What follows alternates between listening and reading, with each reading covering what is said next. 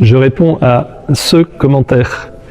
Oui, en fait, ta famille va pouvoir aller au ciel auprès du Seigneur. En fait, le Seigneur, que va-t-il regarder quand ils paraîtront devant lui? C'est est-ce qu'ils ont aimé au cours de leur vie? C'est la seule question qu'ils poseront, que Jésus va poser à chacun. Et donc, si ils ont aimé en vérité et en pleine conscience, et s'ils ont fait des bonnes œuvres, eh bien oui, il les accueillera. Voilà, Dieu aime tout le monde. Et il est prêt à accueillir tout le monde à partir du moment où on agit selon l'Évangile, même si on n'est pas croyant. Voilà. Ce qui est important, c'est d'aimer et de faire agir selon sa conscience et de choisir le bien. Alors malheureusement, je suis pas prêtre, je suis pas curé, je suis pas pasteur, mais il faut qu'on regarde tout au regard de la Bible. Et là, je pense qu'on est quand même sur une hérésie. Pourquoi? Je vais te dire en 3 points mon avis. Premier point, c'est Jésus qui a dit « Celui qui n'est né d'eau et d'esprit ne peut entrer dans le royaume des cieux ». Jésus lui-même nous le dit. Donc déjà, il faut naître d'eau et d'esprit.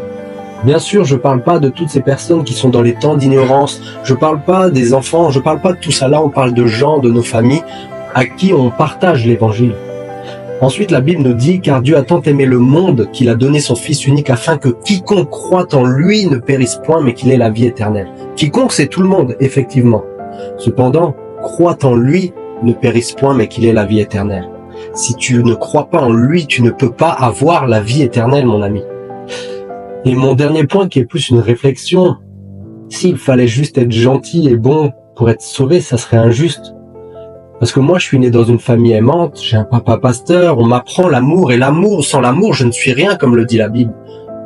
Mais la personne qui est née, je sais pas, dans les favelas, qui chaque jour est confronté à la difficulté, à la violence, qui a beaucoup plus de risques même de commettre un meurtre que moi, pourquoi moi je serais quelqu'un de meilleur que lui? Je suis peut-être juste né au bon endroit et pas lui. Par contre, le jour où Jésus se révélera à lui, s'il se repent de ses péchés, s'il change de vie, alors, le jour où il quittera cette terre, il sera auprès de Jésus. Mais à l'inverse, moi qui suis né dans une bonne famille, une famille aimante, où on m'a appris l'amour, si le jour où Jésus se révèle à moi, je ne l'accepte pas, moi je serai perdu. Et c'est ça la justice de Dieu. On a tous des vies différentes. Mais un jour il se révélera à nous d'accepter le cadeau ou non. Gentil ou pas, malheureusement il y a ce petit dicton qu'on dit, c'est la route qui mène en enfer est pavée de bonnes œuvres. Et je crois que c'est vrai, parce qu'il n'y a que Jésus qui sauve. Et s'il fallait juste être gentil, alors pourquoi Jésus est mort sur la croix? Allez, dis-moi si tu es d'accord avec moi ou pas. Il n'y a pas de souci. Mais en tout cas, sois richement béni. Ciao, ciao.